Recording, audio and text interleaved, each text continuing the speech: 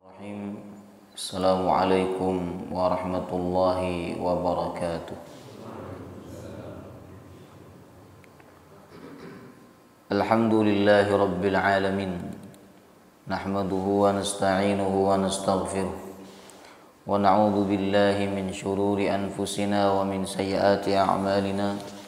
May yahdihillahu fala mudilla lahu wa may yudlil fala hadiya lahu. Asyhadu an la ilaha illallah wahdahu la syarika lah wa asyhadu anna Muhammadan abduhu wa rasuluhu la nabiyya wa la rasula ba'dah. Allahumma salli wa sallim ala nabiyyina Muhammadin wa ala alihi wa sahbihi ajma'in. Subhanaka la ilma lana illa ma 'allamtana innaka antal alimul hakim. Allahumma inna nas'aluka ilman nafi'a wa rizqan tayyiba wa amalan mutaqabbala amin ya rabbal alamin. Alhamdulillah, kita memuji dan bersyukur kepada Allah subhanahu wa ta'ala atas segala nikmat yang Allah berikan kepada kita semua, baik nikmat jasmani maupun nikmat ruhani, sehingga pagi hari ini kita bisa berkumpul kembali di dalam majelis yang mulia, majelis yang diagungkan oleh Allah dan dibanggakan oleh Allah di hadapan para malaikatnya. Kita memohon kepada Allah subhanahu wa ta'ala, semoga ilmu yang kita pelajari Allah jadikan sebagai ilmu yang berkah, bermanfaat. Amin ya rabbal alamin. Baik jemaah rahimakumullah, kita akan melanjutkan pembahasan sirah Nabi sallallahu alaihi wasallam. Pertemuan bulan kemarin kita sudah masuk perang Uhud ya, tapi masih belum selesai. Sekarang kita melanjutkan pembahasan tentang perang Uhud, Bapak Ibu. Nah, sebagaimana yang sudah kita pelajari sebelumnya, bahwa perang Uhud ini merupakan perang terbesar kedua setelah perang Badar. Kira-kira 1 tahun setelah perang Badar, orang-orang kafir menyerang kaum muslimin karena mereka ingin balas dendam terhadap kekalahan yang dialami oleh mereka dalam perang Badar. Sebab dalam perang Badar, Bapak Ibu, banyak sekali tokoh-tokoh mereka yang mati, ya. Sehingga saat itu mereka betul-betul dendam dan betul-betul ingin membalas kekalahan mereka terhadap kaum muslimin, ya. Maka ada seorang di antara mereka yang bernama Abu Sufyan. Ya, Abu Sufyan ini orang yang kaya raya, kemudian membuat komitmen untuk membalas kekalahan mereka di dalam perang Badar. Maka Abu Sufyan pun berkata kepada orang-orang Mekah untuk mengumpulkan harta sebanyak mungkin supaya pasukan perangnya menjadi pasukan yang kuat. Maka setiap hasil perdagangan mereka, berdagang di negeri Syam atau di negeri Yaman, ya kan, itu setengah dari hasilnya dikumpulkan untuk perang membalas kaum muslimin. Jemaah rahimakumullah. Ya kan, sehingga dalam satu riwayat disebutkan terkumpul dari mereka ini 200 ekor kuda, ya, yang mana berarti ada 200 pasukan berkuda. Jemaah rahimakumullah. Kemudian Bapak Ibu jemaah rahimakumullah, terkumpul juga 3000 pasukan. Kalau dalam perang Badar mereka hanya menyiapkan 1000 pasukan, dan kaum muslimin saat itu pasukannya 313. Sedangkan perang Uhud mereka menyiapkan 3000 pasukan. Jemaah rahimakumullah. Artinya mereka ini betul-betul niat untuk berperang, Bapak Ibu, ya kan? Kemudian jemaah rahimakumullah, kaum muslimin mengetahui bahwa mereka akan diserang oleh orang-orang kafir Mekah, Maka saat itu Rasulullah SAW mengumpulkan para sahabatnya. Jadi Rasulullah itu dapat bocoran Bapak Ibu dari orang Mekah yang mana masih ada ikatan bagus dengan Rasulullah, ya, bahwa mereka orang-orang Mekah terutama kafir Quraisynya akan menyerang kaum muslimin. Maka saat itu Rasulullah SAW mengumpulkan para sahabatnya. Kemudian Rasulullah bermusyawarah dengan mereka. Ini enaknya gimana kata Nabi? Kita hadapi musuh di luar kota Madinah atau kita tunggu musuh itu di dalam kota Madinah? Kalau saya pribadi kata Nabi, saya lebih memilih menunggu musuh di dalam kota Madinah. Kita hadapi mereka melalui lorong-lorong, rumah-rumah yang dapat menyulitkan mereka untuk menyerang kita, kata Nabi SAW. Karena Nabi dapat info pasukan yang disiapkan oleh orang kafir Mekah ini sangat banyak, ya kan, sekitar 3.000 orang jemaah rahimakumullah, ya kan. Nah, supaya mereka ini terpencar, kemudian tidak sesuai dengan rencana yang mereka lakukan sebelumnya, maka Nabi ingin menghadapi mereka di dalam kota Madinah, ya, sehingga bisa melawan mereka melalui dinding-dinding, kemudian lorong-lorong, kemudian rumah-rumah, ya. Tapi beberapa sahabat, tokoh-tokoh para sahabat Nabi SAW menyetujui apa yang menjadi keinginan Nabi SAW. Namun mayoritas yang ingin ikut perang Uhud ini Bapak Ibu adalah para anak-anak muda, ya, yang mana mereka tidak ikut pada perang Badar, terutama orang-orang Ansor jemaah rahimakumullah. Karena dalam perang Badar itu mayoritas yang ikut adalah orang-orang Muhajirin. Nah, orang-orang Ansor yang masih muda-muda, usianya 40 mungkin, ya kan, atau 30 tahun, mereka berkata kepada Rasulullah, "Ya Rasulullah, alangkah lebih baiknya kalau kita menghadapi mereka di luar kota Madinah, ya. Kita menunjukkan kemampuan kita kepada mereka. Kita menunjukkan bahwa kita tidak takut kepada mereka, ya kan. Kemudian kita menyelamatkan kerusakan rumah-rumah yang ada di kota Madinah. Kita menyelamatkan jalan-jalan yang ada di kota Madinah. Nah, selain itu kata mereka, kami waktu perang Badar tidak mengikuti, maka kami ingin berangkat perang dalam perang Uhud ini, ya, sebagai ganti kami tidak berangkat perang dalam perang Badar. Maka kami menginginkan bahwa peperangan ini kita lakukan di luar kota Madinah. Kita hadapi musuh di luar kota Madinah, kata mayoritas sahabat saat itu jemaah rahimakumullah. Maka kemudian akhirnya Rasulullah SAW menyetujui. Karena dalam forum musyawarah yang diambil pendapat adalah yang paling banyak Bapak Ibu. Dan ini menunjukkan kelembutan hati Nabi SAW. Walaupun beliau sebagai seorang pemimpin, bisa saja Nabi mengatakan, sudah, kalian gak usah berpendapat, ikut apa kata saya saja. Tapi Nabi menghormati para sahabatnya. Karena hasil musyawarahnya itu memutuskan menghadapi musuh di luar kota Madinah, maka itulah yang dipilih oleh Nabi dan itulah yang diputuskan. Jemaah rahimakumullah.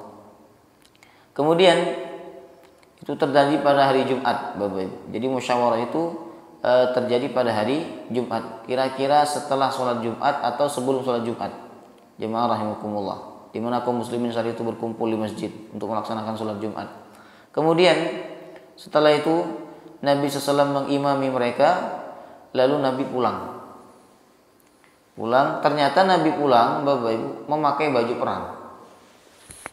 Nah, ketika Nabi pulang, ada beberapa sahabat ini yang mengatakan, kenapa kita tidak ngikutin apa yang menjadi pilihan Rasulullah SAW menghadapi musuh di dalam kota Madinah, ya kan?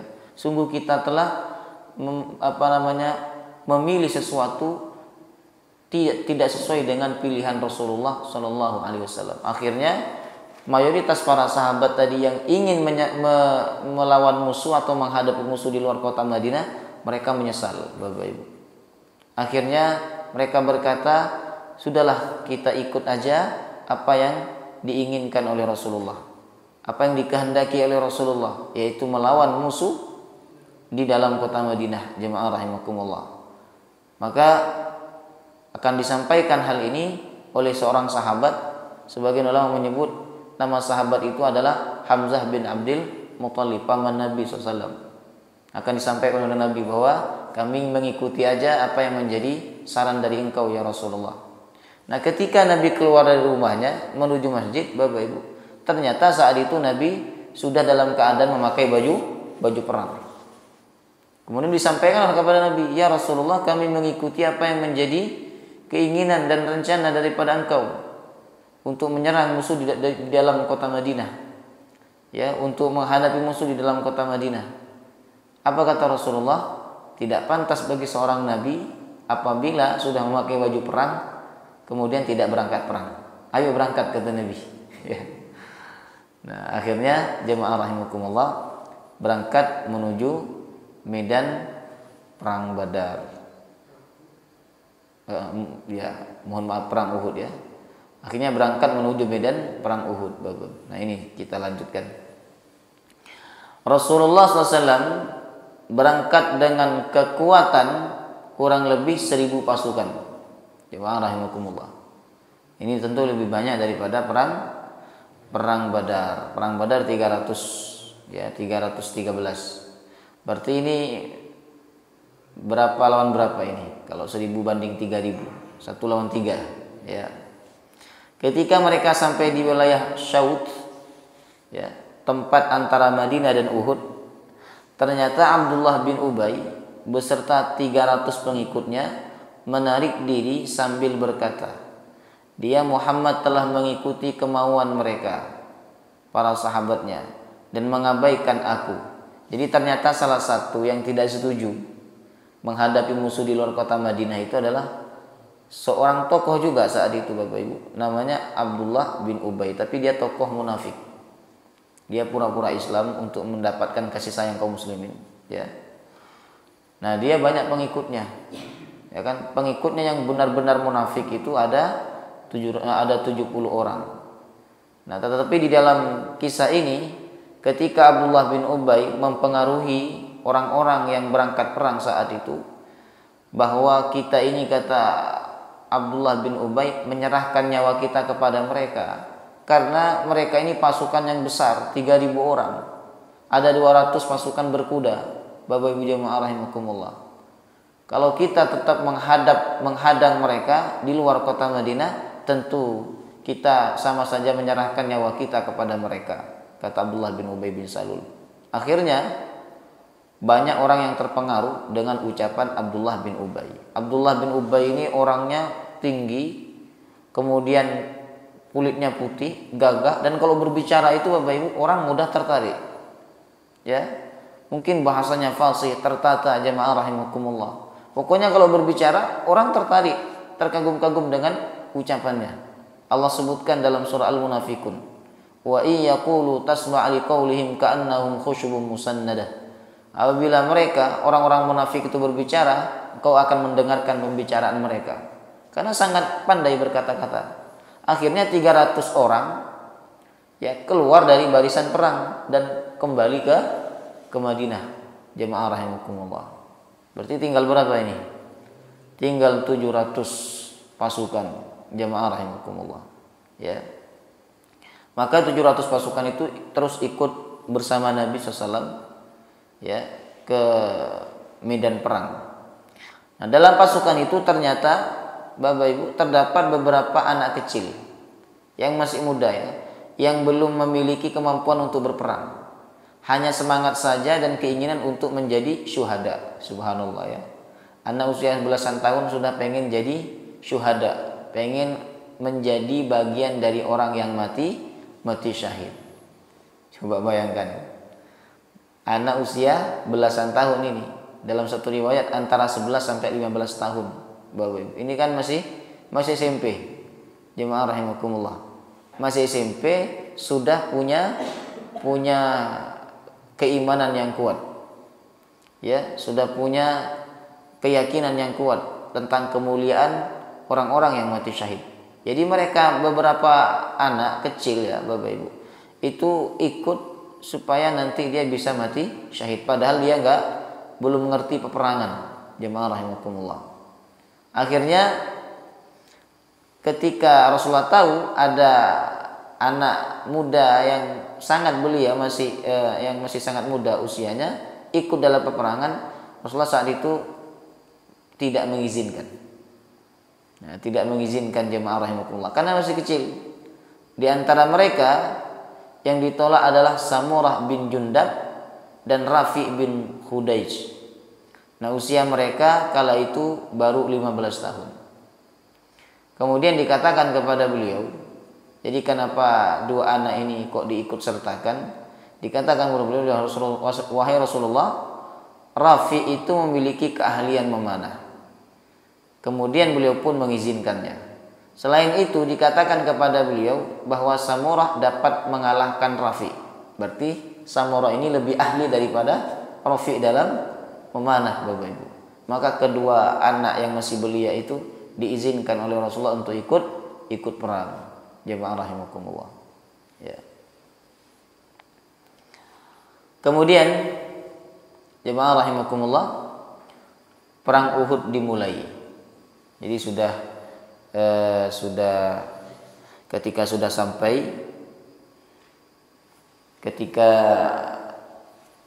sudah sampai di medan perang, ada cerita yang menarik Bapak Ibu. Jadi waktu Nabi berangkat menuju medan perang, ya, Nabi SAW dan para sahabatnya saat itu melewati kebun milik Murabba' bin Qaizi, seorang munafik yang buta matanya.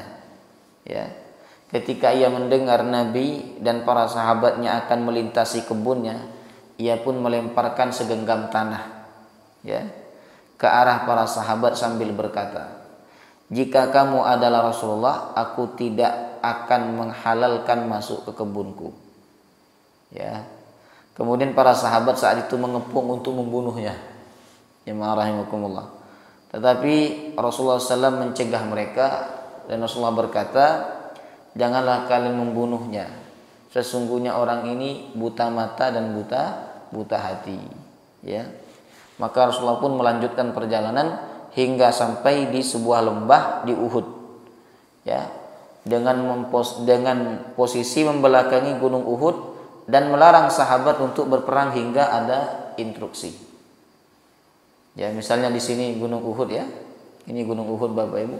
Maka posisi kaum muslimin di sini membelakangi gunung Uhud. Kemudian jemaah rahimakumullah, Rasulullah menginstruksikan bahwa tidak boleh ada yang berperang. Ya, kecuali ada komando langsung dari Nabi sallallahu alaihi wasallam. Nah, kemudian Sabtu pagi Bapak Ibu, kan berangkatnya Jumat malam atau Jumat sore jemaah rahimakumullah. Pokoknya Sabtu pagi beliau telah siap untuk berperang bersama 700 sahabatnya. Karena yang 300 sudah pulang. Beliau menugaskan para pemanah yang berjumlah 50 orang di bawah komando Abdullah bin Jubair. Ya. Untuk tetap dalam posisinya. Nah, tidak meninggalkan posnya sekalipun ia melihat pasukannya disambar burung. Subhanallah. Ya. Nah, posisi mereka ini ada di atas gunung Uhud, Bapak Ibu.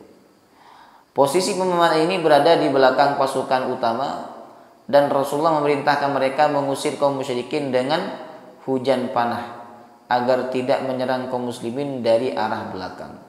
Sedangkan kaum musyrikin saat itu tengah menyiapkan pasukannya. Mereka memiliki pasukan berkuda dengan 200 ekor kuda. Sayap kanannya dipimpin oleh Khalid bin Walid. Ini waktu belum masuk Islam. Ya. Waktu belum masuk Islam, beliau menjadi pemimpin perang Badar dari orang-orang kafir. Ya. Tapi pada akhirnya beliau masuk Islam dan menjadi pemimpin perang dalam Islam Bapak Ibu. Setelah Nabi wafat, banyak sekali peperangan yang dipimpin oleh Khalid bin Walid. Kemudian menang. Jadi selama memimpin perang nggak pernah kalah Khalid bin Walid ini. Termasuk juga ketika memimpin perang Uhud dari kalangan orang-orang kafir. Jemaah rahimakumullah. Jadi dipimpin oleh Khalid bin Walid dan sayap kirinya dipimpin oleh Ikrimah bin Abu Jahal. Jemaah rahimakumullah. Ya. Kemudian Bapak Ibu, perang diawali dengan pertarungan satu lawan satu. Ini namanya mubarazah. Ya, mubarazah, perang tanding. Biasa sebelum perang berkecamuk ada satu, biasanya orang-orang kafir itu nantang. Ya, nantang untuk apa? Untuk duel satu lawan satu, menunjukkan kemampuannya. Jemaah rahimakumullah. Nah, saat itu Tolha bin Abi Tolha, salah satu pemegang panji orang kafir, menantang untuk bertanding. Ajakan ini pun disambut oleh Zubair. Jadi yang nantang pertama adalah orang-orang kafir. Sedangkan umat Islam ini tidak membolehkan mubarazah, Bapak Ibu, dalam Islam. Jadi nggak boleh nantang orang untuk berperang. Walaupun orang itu, jemaah rahimakumullah, memang harus diperangi, tapi nggak boleh ditantang. Ya. Cuman kalau misalnya kalau orang kafir itu yang menantang, maka umat Islam boleh melayaninya. Ya, itu ada peperangan dalam Islam. Nah, maka tantangan Tolha bin Abi Tolha ini disambut oleh Zubair. Ya. Dengan langsung menerjangnya saat musuh berada di atas untanya hingga jatuh tersungkur, lalu ditebaslah batang lehernya dengan pedangnya. Lalu Nabi lantas berkomentar. Ya. Jadi setelah sahabat Zubair ini membunuh Tolha bin Abi Tolha, Nabi langsung berkomentar, inna likulli nabiyyin hawariyan wa hawariya az-Zubair. Setiap nabi itu memiliki seorang hawariyun, pengikut setia, dan pengikut setiaku adalah az-Zubair. Ya. Sebenarnya pengikut setia Nabi itu banyak, cuman Nabi mengkhususkan untuk menyebut Az-Zubair karena keberaniannya melawan Tolha bin Abi Tolha. Jemaah rahimakumullah. Setelah itu perang berkecamuk, Bapak Ibu. Pedang saling berdentingan. Kaum musyrikin sempat berusaha sebanyak 3 kali untuk menembus pertahanan kaum muslimin. Jadi orang-orang kafir ini 3 kali mereka berusaha untuk menembus kekuatan kaum muslimin. Tetapi kaum muslimin dapat menggagalkan, ya. Terutama yang menggagalkan penyerangan dari orang-orang kafir ini adalah pasukan pemanah, Bapak Ibu. Jadi dihujani panah sehingga mereka mundur dan membuat kaum musyrikin saat itu lemah tidak berdaya. Jemaah rahimakumullah. Dan ini kecerdasan Rasulullah dalam mengatur strategi perang, Bapak Ibu. Ya. Pasukan pemanahnya ditaruh di belakang. Biasanya kan pasukan pemanah ini ada di depan, jemaah rahimakumullah. Manah dulu supaya musuh mundur, tapi enggak. Ya, supaya musuh tidak berani maju, biasanya ada di depan. Tapi sedangkan dalam strategi perang Uhud ini, pasukan pemanah ada di belakang dan di atas bukit. Jemaah rahimakumullah, di atas bukit, sehingga mudah untuk menghujamkan panah kepada para musuh-musuh Allah Subhanahu wa taala, ya. Nah, sehingga ketika musuh menyerang ingin menerobos kekuatan kaum muslimin, mereka mundur, Bapak Ibu. Karena dihujani oleh panah. Sampai 3 kali mereka tidak berhasil, akhirnya mereka lari ke belakang, jemaah rahimakumullah. Ya. Dan mereka saat itu menjadi lemah tidak berdaya. Nah, kemudian awalnya kaum muslimin meraih kemenangan. Awalnya kaum muslimin meraih kemenangan, jemaah rahimakumullah. Nah, dalam perang Uhud ini disebutkan oleh sebagian sahabat bahwa malaikat juga ikut berperang melawan orang-orang kafir Mekah. Sebagaimana perang Badar. Dalam perang Badar Allah menurunkan 5.000 malaikat untuk menolong kaum muslimin melawan orang-orang kafir Mekah. Sehingga dalam kisahnya perang Badar itu ketika orang muslim, pasukan muslim ingin memenggal kepala orang kafir, pedangnya belum sampai, kepalanya sudah terpenggal duluan. Jemaah rahimakumullah. Ya. Nah, dalam perang Badar juga seperti itu Bapak Ibu. Cuman tidak disebutkan berapa jumlah malaikatnya. Ya, tidak disebutkan. Nah, menunjukkan bahwa perang Uhud ini tidak lebih mulia dibandingkan perang Badar. Nah, kata sahabat Nabi, dari sahabat Nabi namanya Sa'ad bin Abi Waqqas. Ia menuturkan, aku melihat Rasulullah dalam perang Uhud dikawal oleh 2 orang berpakaian putih, berperang dengan gagah berani yang belum pernah aku melihat sebelumnya maupun sesudahnya. Ibnu Hajar ketika mengomentari hadis ini, beliau menyatakan bahwa kedua orang tersebut adalah Jibril dan Mikail. Jadi malaikat Jibril dan malaikat Mikail Bapak Ibu, yang mana saat itu mereka menjelma jadi seorang laki-laki berpakaian putih. Kemudian berada di samping kanan kirinya Rasulullah SAW, berperang bersama Rasulullah SAW melawan orang-orang kafir Mekah. Ya. Karena malaikat Bapak Ibu bisa menjelma, bisa berubah bentuk, ya. Dia bisa berubah bentuk menjadi cahaya sesuai yang dikehendaki oleh Allah SWT. Nabi SAW melihat malaikat Jibril dalam bentuk aslinya itu hanya 2 kali saja. Selain itu Nabi melihat malaikat Jibril dalam bentuk manusia. Jemaah rahimakumullah. Yang pertama Nabi melihat bentuk asli malaikat Jibril itu ketika di bumi, yaitu pasca turunnya wahyu pertama. Nabi pulang ke rumahnya dari Gua Hira. Nabi pulang ke rumahnya, di tengah jalan ada suara yang manggil-manggil beliau, Muhammad, Muhammad. Beliau cari ke kanan kiri depan belakang, nggak ada. Ketika beliau menolehkan wajahnya ke atas, ternyata ada makhluk yang sangat besar Bapak Ibu, memiliki 600 sayap.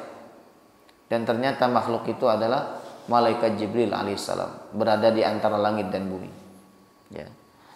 Yang kedua, Nabi melihat malaikat Jibril dalam bentuk aslinya di langit, bukan ketika beliau di bumi, ya, tapi di langit, yaitu ketika Isra dan Mi'raj, waktu di Sidratul Muntaha.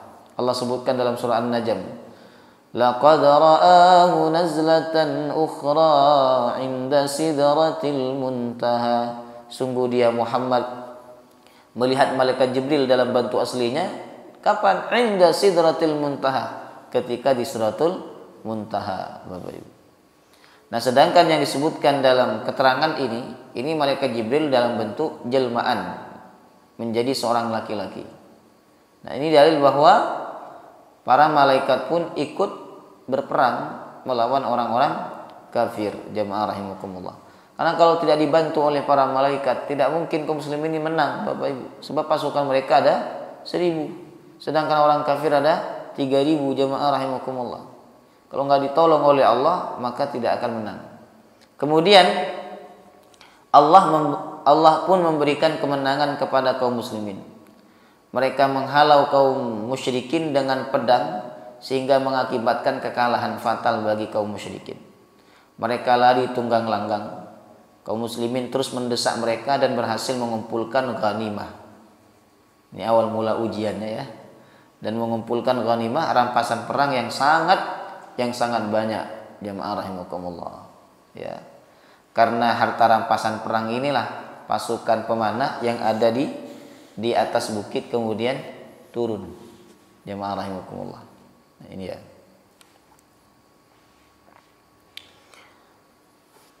Kaum muslimin kemudian kalah karena tak manut perintah Nabi, Bapak Ibu.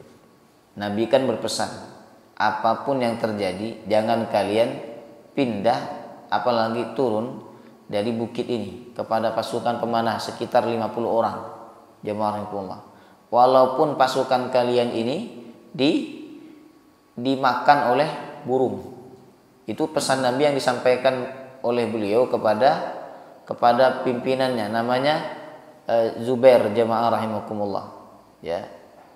Kemudian ketika mereka melihat ghanimah udah terkumpul banyak dan para sahabat yang berada di bawah ini mengambil ghanimah Bapak Ibu yang begitu melimpah luar biasa, maka pasukan pemanah yang ada di atas bukit ini tertarik untuk ikut mengambil. Kata sebagian mereka, ayo kita turun, apa yang kita tunggu di sini? Musuh sudah kalah, mereka sudah pergi.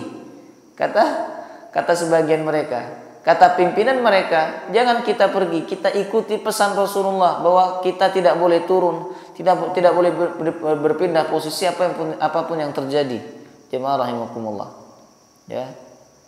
Tapi sebagian mereka berkata, ayo kita kumpulkan ghanimah, teman-teman kita telah menang.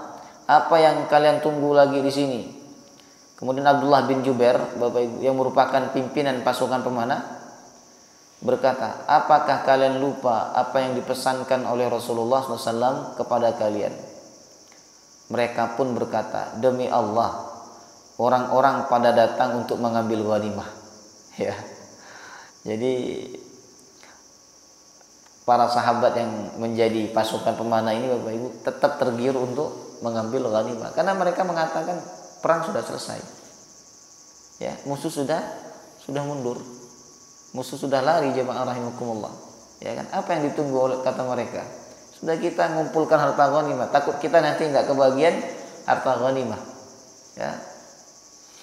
Makanya Nabi pernah mengatakan ya bahwa setiap umat itu memiliki ujian, dan ujian umatku ini adalah harta, kata Nabi SAW. Nah, kemudian sebagian besar pasukan pemanah itu turun, Bapak Ibu. Nah, Khalid bin Walid yang saat itu merupakan pimpinan perang dari kaum kafir Quraisy, jamaah rahimakumullah, ketika dia melihat pos pemanah telah ditinggalkan, maka ia pun membawa pasukan berkudanya yang diikuti oleh Ikrimah, ya, dan berhasil menempati pos tersebut setelah membunuh Abdullah bin Jubair dan beberapa temannya, jamaah rahimakumullah. Sehingga terbunuhlah 70 sahabat saat perang Uhud. Akhirnya yang menguasai medan perang saat itu adalah orang kafir yang awalnya medan perang itu dikuasai oleh kaum muslimin, tapi setelah pasukan pemanah ini tergiur dengan harta ghanimah, mereka turun, sebagian besar mereka turun. Akhirnya Khalid bin Walid berinisiatif untuk menguasai pos itu. Dan berhasil, jemaah rahimakumullah. Ya kan? Pos pemanah itu dikuasai oleh Khalid bin Walid dan para pasukannya. Kemudian sehingga medan perang saat itu menjadi kekuasaan orang-orang kafir. Nah, akhirnya banyak para sahabat Nabi yang terbunuh, Bapak Ibu. Sekitar 70 sahabat yang mati syahid dalam perang Uhud. Termasuk sahabat Nabi sekaligus paman Nabi yang terbunuh dalam perang Uhud itu adalah Hamzah bin Abdul Muttalib. Hamzah bin Abdul Muttalib. Dikatakan, jemaah rahimakumullah, ya, Ali, Zubair, Tolha, Abu Tolha, Sa'ad bin Abi Waqqas, mereka berperang dengan gagah berani. Begitu pula singa Allah. Ini julukannya Abdul Muttalib, Asadullah. Hamzah bin Abdul Muttalib, ya, beliau berperang dengan gagah berani. Bahkan beliau sempat membunuh beberapa pembawa panji-panji kemusyrikan dari Bani Abdiddar.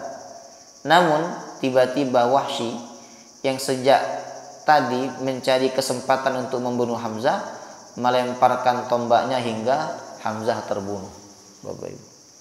Kenapa Wahsy ini mengincar Hamzah untuk ditombak, Bapak Ibu? Karena Wahsy ini memiliki seorang budak, dia seorang budak, Bapak Ibu. Dia memiliki tuan, jemaah rahimakumullah. Dia memiliki seorang tuan, seorang majikan, ya. Yang disebutkan nama majikannya adalah Jubair bin Mut'im, ya. Jubair bin Mut'im. Tapi nanti setelah beberapa waktu kemudian Jubair bin Mut'im ini masuk Islam, Bapak, ya. Jubair bin Mut'im ini sebagai majikan dari Wahsy berkata kepada Wahsy, Jubair bin Mut'im ini dendam kepada Hamzah bin Abdul Muttalib. Karena Jubair bin Mut'im inilah yang membunuh mohon maaf, karena Jubair bin Mut'im ini dendam kepada kepada Hamzah bin Abdul Muthalib, Bapak Ibu, sebab Hamzah bin Abdul Muthalib membunuh saudaranya pada perang Badar. Ya. Dia telah membunuh saudaranya dalam perang Badar, jemaah rahimakumullah. Maka Jubair bin Mut'im menyuruh budaknya yang bernama Wahsy untuk membunuh Hamzah bin Abdul Muthalib. Kalau kau bisa membunuh dia, maka aku akan merdekakan kau dan aku akan memberikan banyak harta kepada engkau. Maka Wahsy pun yang ingin menjadi seorang merdeka dan ingin memiliki kekayaan, Bapak Ibu, dia bersemangat. Dia mencari kesempatan untuk bisa melemparkan tombaknya kepada Hamzah bin Abdul Muthalib, jemaah rahimakumullah. Ya. Ketika kesempatan itu ada, Bapak Ibu, maka Wahsy melemparkan tombaknya kepada Hamzah dan mengenai di bagian punggungnya, jemaah rahimakumullah. Jadi tembus sampai ke dadanya, Bapak Ibu. Ya. Kemudian jemaah rahimakumullah, Hamzah pun mati syahid. Dalam satu riwayat, ya kan, Hamzah ini sempat dimutilasi, Bapak Ibu. Jadi dimutilasi, dibelah dadanya, diambil jantungnya, jemaah rahimakumullah. Ya. Dan banyak sahabat Nabi yang dimutilasi ketika perang Uhud. Ya, betapa kejamnya mereka. Ya. Kemudian jemaah rahimakumullah, dalam riwayatnya setelah beberapa tahun berikutnya Wahsy ini masuk Islam. Tapi Nabi tidak mau lihat wajahnya. Nabi nggak mau lihat wajahnya, Bapak Ibu. Karena Nabi ingat bukan Nabi benci, tidak. Tidak ada kebencian dalam hati seorang Nabi, ya. Tapi Nabi itu kalau lihat wajahnya Wahsy ingat kepada pamannya Hamzah bin Abdul Muthalib. Nah, kemudian Wahsy itu bertaubat dan bertanya kepada Rasulullah, ya Rasulullah, kalau saya bertaubat kepada Allah diterima enggak? Dosa saya ini besar, tangan saya pernah membunuh orang yang paling kau cintai. Nah, lalu turun ayat Al-Quran, Qul ya ibadiyalladzina asrafu ala anfusihim la taqnatu min rahmatillah. Wahai orang yang banyak berbuat dosa, janganlah kalian putus asa dari rahmat Allah.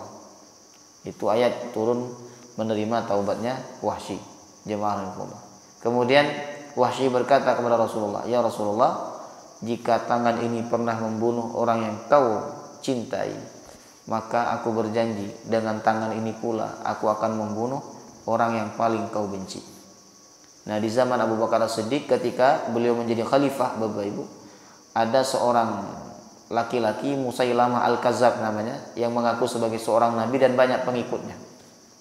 Ketika berperang dengan sahabat Abu Bakar, jemaah rahimakumullah, dengan kaum muslimin, nah saat itu yang membunuh Musailamah Al-Kadzab adalah Wahsy. Ya, sehingga Wahsy telah menunaikan janjinya yang pernah dia katakan kepada Rasulullah sallallahu alaihi wasallam. Dan saat itu Rasulullah sudah tidak ada, Bapak Ibu. Ya, karena ini di zaman Abu Bakar As-Siddiq ketika beliau menjadi khalifah. Ya. Jadi tokoh sahabat, bahkan tokoh dalam peperangan yang terbunuh dalam perang Uhud yaitu Hamzah bin Abdul Muthalib, dan banyak lagi sahabat yang terbunuh, sekitar 70 orang, Bapak Ibu. Kemudian Nabi Muhammad sallallahu alaihi wasallam dikira sudah mati. Dikira sudah mati. Jadi waktu perang sedang berkecamuk, jemaah rahimakumullah, ya. Dan orang-orang kafir ini kan yang diincar oleh mereka ketika mereka menguasai medan perang adalah Nabi Muhammad. Sehingga banyak panah yang tertuju kepada Nabi, Bapak Ibu. Akhirnya beberapa orang Muhajirin dan Ansor saat itu menjadi tameng bagi Rasulullah. Jadi mereka melindungi Nabi, sehingga yang kena panah itu punggungnya mereka, Bapak Ibu. Begitulah kecintaannya para sahabat kepada Nabi SAW. Ya kan? Dilindungi. Jadi ada beberapa lapis yang melindungi Nabi supaya Nabi tidak kena panah. Tetapi dalam satu riwayat, jemaah rahimakumullah, Nabi tetap mengalami luka. Ya kan? Jadi satu giginya copot, Bapak Ibu, patah. Jemaah rahimakumullah. Karena dahsyatnya perang Uhud waktu itu. Kemudian ada pipi Nabi sempat kena goresan panah. Jadi panah itu nggak sampai menusuk, cuman lewat aja di pipi Nabi SAW, cuman membuat pipi Nabi tergores, Bapak Ibu jemaah rahimakumullah. Sehingga saat itu beliau berdarah. Ya. Melihat kejadian itu, para sahabat semakin melindungi Nabi SAW. Kemudian ada orang kafir, Bapak Ibu. Ada orang kafir ini mengira, dia nggak tahu persis seperti apa wajahnya Nabi SAW. Dalam peperangan kan berkecamuk. Lalu ada orang kafir mengira seorang laki-laki, ya, dia adalah Nabi Muhammad. Lalu sama orang kafir ini dibunuh, Bapak Ibu. Lalu dia berkata, aku telah membunuh Muhammad, aku telah membunuh Muhammad, gitu kan. Padahal Nabi masih dilindungi oleh para sahabatnya. Nah, tersebarlah kabar itu kepada kaum muslimin, di tengah-tengah kaum muslimin. Qutila Muhammad, qutila Muhammad, Nabi Muhammad telah terbunuh. Muhammad telah terbunuh. Jemaah rahimakumullah. Habis baterainya. Kemudian Bapak Ibu jemaah rahimakumullah, para sahabat, ya, saat itu sudah hilang semangatnya. Karena bagi mereka apa gunanya? Bagi mereka apa gunanya berperang kalau tidak ada Nabi Muhammad? Kita berperang ini karena menolong agama Nabi Muhammad. Kalau Nabi Muhammad sudah nggak ada, apa yang mau kita tunggu, kata mereka. Akhirnya sebagian mereka Bapak Ibu pulang ke Madinah. Ya kan? Ada yang naik ke bukit, jemaah rahimakumullah. Pokoknya mereka putus asa. Nah, sehingga dikatakan dalam satu riwayat, ya, Anas bin Nadhr tampil di hadapan orang-orang seraya berkata, apa yang membuat kalian duduk-duduk saja? Mereka berkata, Rasulullah SAW telah terbunuh. Kata sahabat Anas bin Nadhr, ya kan, walaupun Rasulullah telah terbunuh, kita tetap maju perang melawan musuh dan kita mati sebagaimana Rasulullah mati, ya kan.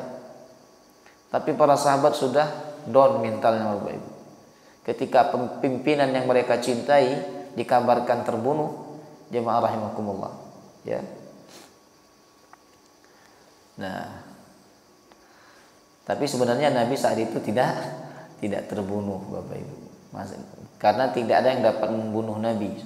Sebab Nabi ini mendapatkan penjagaan khusus dari Allah SWT. Bayangkan panah itu, ya, sudah tertuju ke wajah Nabi, tapi ternyata belok sedikit, Bapak Ibu, sehingga cuma menggores pipinya Nabi SAW. Ya. Kemudian setelah perang Uhud selesai, Bapak Ibu jemaah rahimakumullah, ya, dan kaum muslim mengalami kekalahan saat itu. Ya, ada 70 orang yang mati sebagai syahid dalam perang Uhud. Maka Rasulullah SAW, ya, mengumpulkan mereka dan memakamkan mereka secara massal. Jadi satu kain satu baju kafan atau satu kain, Bapak Ibu, itu dimasukkan dua orang syuhada, jemaah rahimakumullah. Kemudian satu liang lahat itu dimasukkan beberapa, ya. Jadi satu liang lahat itu mungkin 3, ada yang 4, ada yang 2. Karena banyaknya para sahabat yang mati dalam perang Uhud. Kalau masing-masing digalikan kuburan, ini tentu membutuhkan waktu yang lama. Yang sekarang aja kita gali kubur, Bapak Ibu. Kita lihat orang gali kubur itu 3 jam belum selesai, jemaah rahimakumullah. Apalagi saat itu tanahnya tandus, ya kan, di sana.